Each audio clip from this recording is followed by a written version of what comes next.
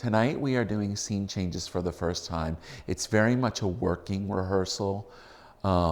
As you've noticed, there's a lot of stopping and fixing of music and blocking, and we're still calling for line because we're 2 weeks away from performing.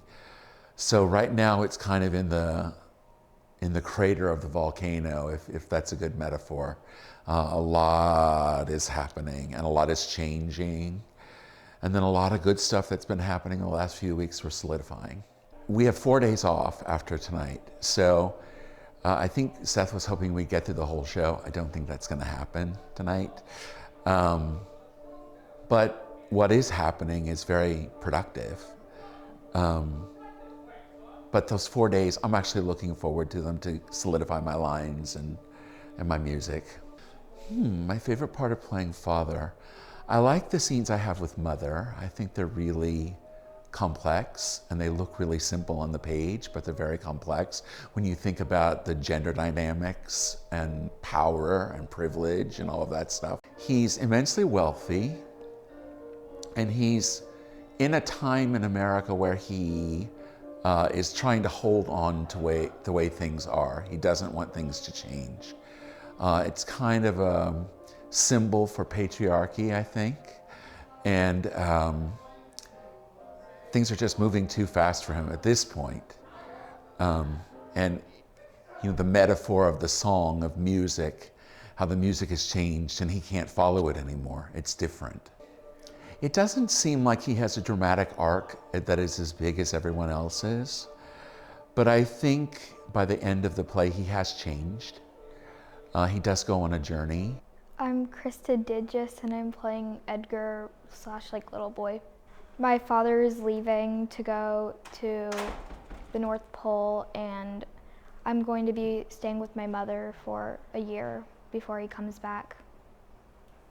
He has to make sure mother is okay and just keep watch around and stuff.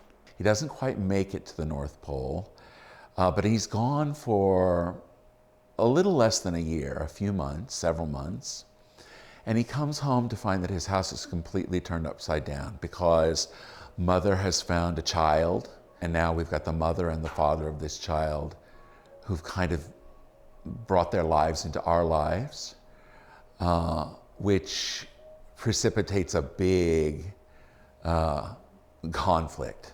Younger brother's kind of had everything handed to him, like being in an upper class family.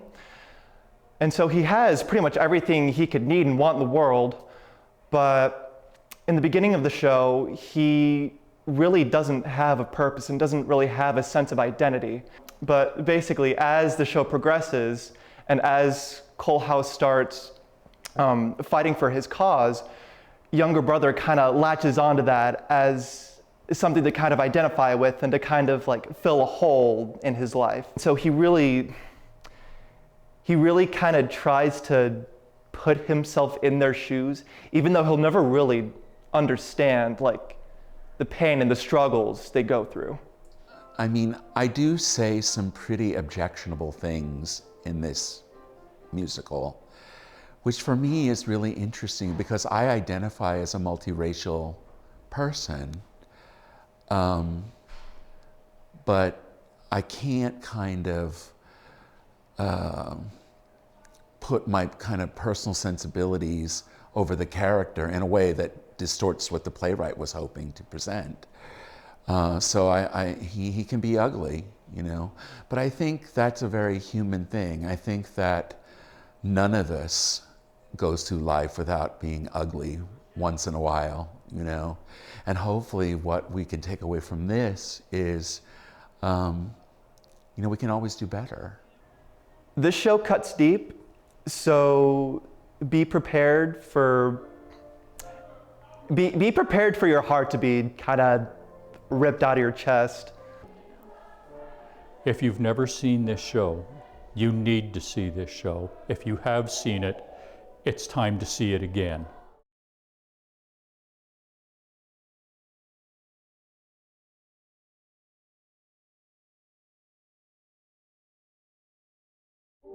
At UPMC, we're pioneering new ways to treat cancer, and we're working to prevent it. We're advancing new technology to look more closely at disease and helping you breathe easier. We perform the world's first heart-liver transplant, and we're experts at keeping your heart beating strong. We're a global team of more than 90,000, advancing care everywhere and delivering it closer to you. UPMC, life-changing medicine.